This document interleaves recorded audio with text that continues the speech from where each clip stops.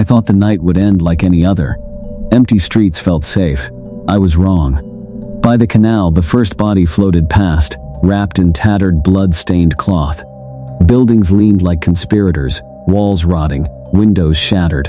In the gondola, I saw him, motionless at the bow, a plague doctor, coat heavy, gloves slick. The boat glided silently forward. I tried to speak. My throat failed. Another body brushed the gondola. One moment I was asleep.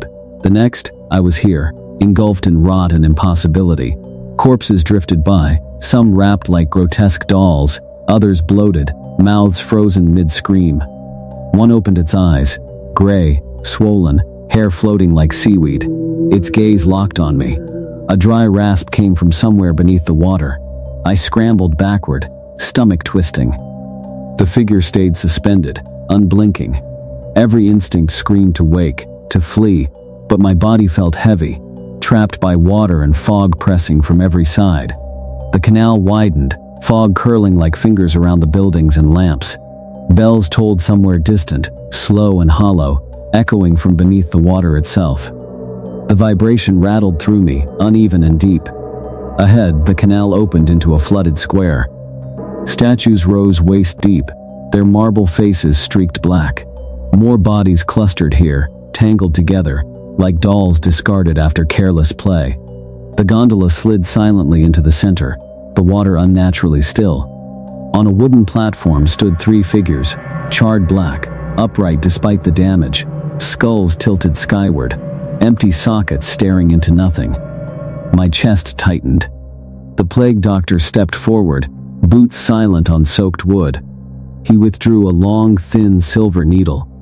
The first body convulsed as the needle pierced its chest. The sound was not a scream, but a cracking, rasping noise, like dry wood breaking. Then, silence. Ash drifted into the water. The second followed. The third moved differently. Its head turned toward me, empty sockets faintly glowing red, a whisperless accusation lingering. The ferryman had come for me. The water around the gondola churned violently.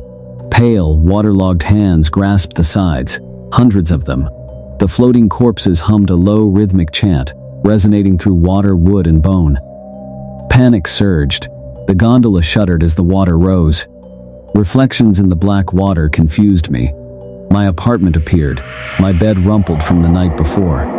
My own body lay there, gray and motionless, paramedics moving around it, voices muted, distant. "He's been gone for hours," one said. "Must have happened in his sleep," another replied. My stomach twisted. The reflection was real, yet I was alive, trapped in this nightmare. The gondola scraped against stone as the water reached my chest. Ahead, a smooth, featureless wall rose impossibly high. The plague doctor stepped onto the water, waiting. The reflections faded, leaving darkness beneath. The city beyond the wall was suspended in memory and decay, rotting yet intact.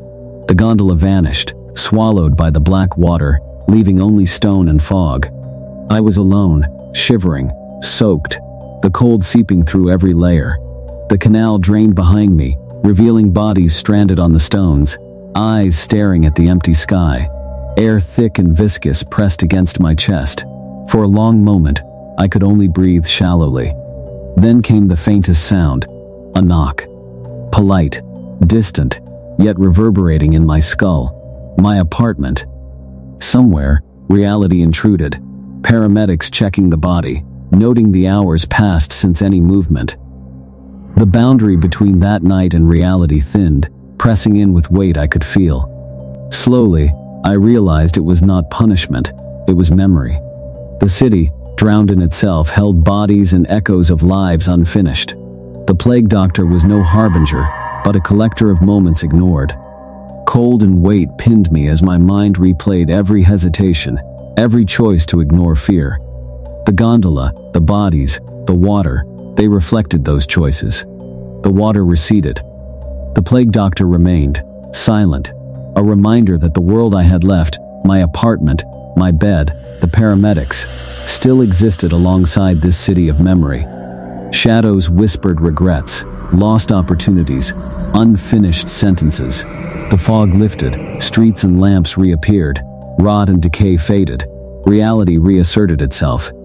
I stood alone, drenched, shivering. Bodies in gondola gone. Only stone and mist remained. I never saw him again. Real or not, he waits in quiet moments.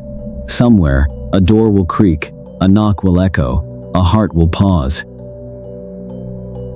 If you thought that story was disturbing, wait until you hear what happened in this next one. Click the video on your screen now, and make sure you subscribe, because the next story might be even worse.